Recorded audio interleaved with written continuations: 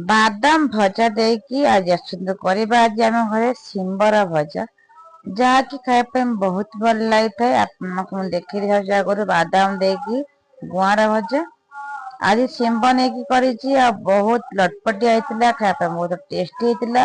रुटी भात जहाँ भी खाते बहुत मजा खायापी थे वीडियो देखते जापर भावुँ भल लगे। नमस्कार जय जगन्नाथ जय माँ गायत्री मानस आपण सतुची रोषे मानसी देखते प्रथम शिंब नहीं जावा शिंब को भल भाव जो थाए दुई साइड रे तार भाया थाए प्रथम काढ़ीदेवा काढ़ी धोईकी खंड खंड करके नहीं जावा कहीं पोक रही था देखिए ने देखते मुझे कड़े बसई तेल पकई आप सोरिष तेल कि रिफाइन तेल उभय जहाँ नहीं करेंगे। देखते तेल गरम होगा मुझे फटेदेली जीरा तापर देखते पकई गोटे पूरा बड़ रसुण काटिक काटिक पकई छोट अदा खंड काटिक पकई सब जिन काटी काटी पकेबे बहुत भल लगे खायापी फ्लेवर टा बहुत बढ़िया से देखते टे स्लाइस जस्ट भाजी गला बड़ा पेज दुईटा काटिक नहीं पूरा छोट छोट काटिक नहीं यहीपरी करे शिंबटा को बादाम देखी बहुत टेस्ट लगे थे करंतु न कले आप विश्वास करें कि जानीपारे खाई तो पाटू छाड़ देखते कंचा लंका बदल शुखा लंका आड कर कंचा लंका काटिकी पकई पारे मोर जो मुझे कंचा लंका आड करनी कहीं माँ से देखु जेहेतु जड़े खाइबे से खाई पारे राग हो जाए लंका बहुत राग अच्छे मुझे शुखा लंका आड कर रागटा निज अनुसार करेंगे के खाइबे के ना से अनुसार करेंगे जिते मो घर खायापी लोक अच्छा खाती से शुखा लंका आड कर देखते पिज को भाजी सारे ये आम कौन आड कर देखीदे आगे भल लगे वीडियो लाइक कमेंट सब्सक्राइब करेंगे पाखे बेल आइकन को ऑल कर संगे संगे फेसबुक पेज देखते फॉलो करदे। ये देखते आम आड कले गोटे आलू बड़ आलू टे नहीं छोट छोट पीस काट नहीं बेसी बड़ करे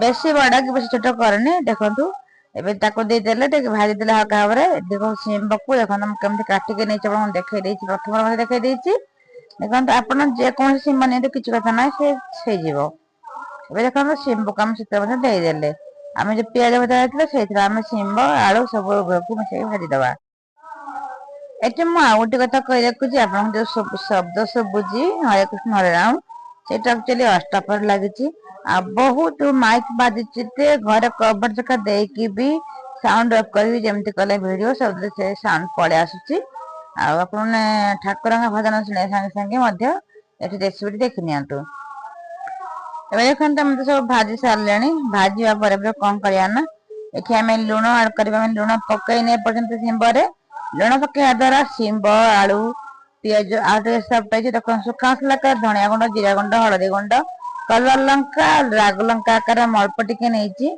देखो सबको आड करदेली शुखला मसला देखते आड करे सब जिन देदेले भल गोलईदे जदि आपको टिके सुखा लगुच पानी दिन ना पोड़ी गले भल हेनी गैस फ्लेम को बेसी रखिए मीडियम रखिए पूरा लो रखिए पूरा हाई रखिए देखो मत लगला लगे से पानी आड करदेली कहीं शुखला मसला जेहतु आम पा भी गोदा करनी पूरा सुखा देजे शिंबर पानी ना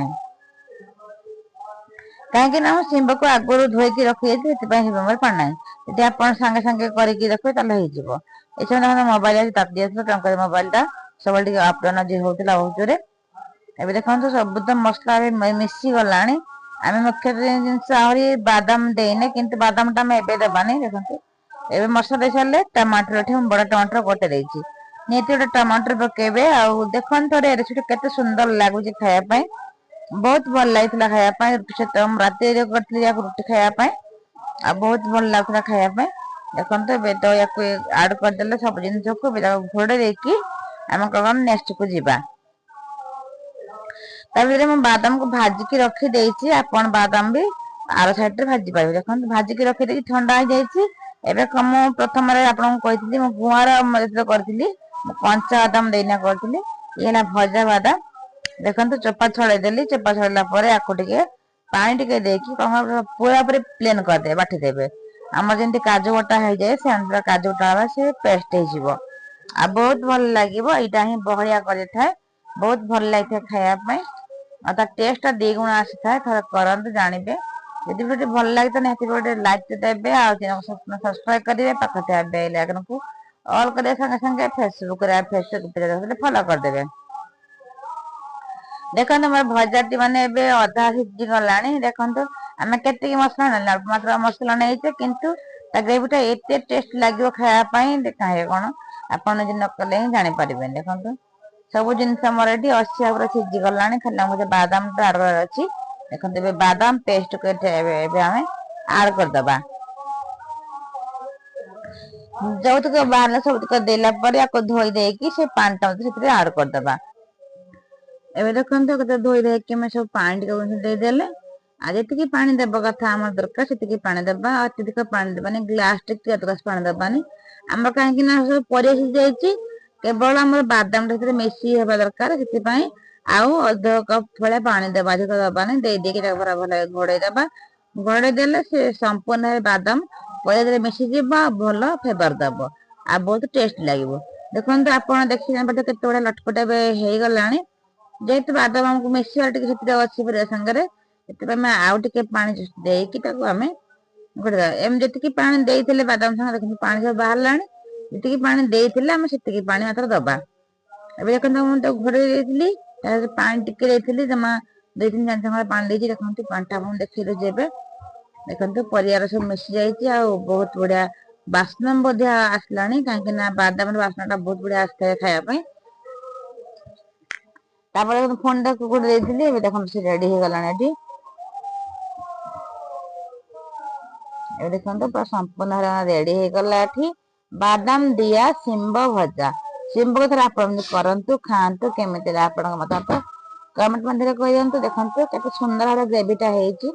ଶେଷରେ ପକେଇଦେଲେ ଟିକେ ଧଣିଆ ପତ୍ର, ଆଉ ରେଡି ହେଇଗଲା ଏଠି ଆମର ଶିମ୍ବର ଲଟପଟିଆ ଗୋଟେ ଭଜା। ରୁଟି ସହିତ ଖାଆନ୍ତୁ, ଭାତ ସହିତ ଖାଆନ୍ତୁ, ଯାହାବି ଖାଆନ୍ତୁ।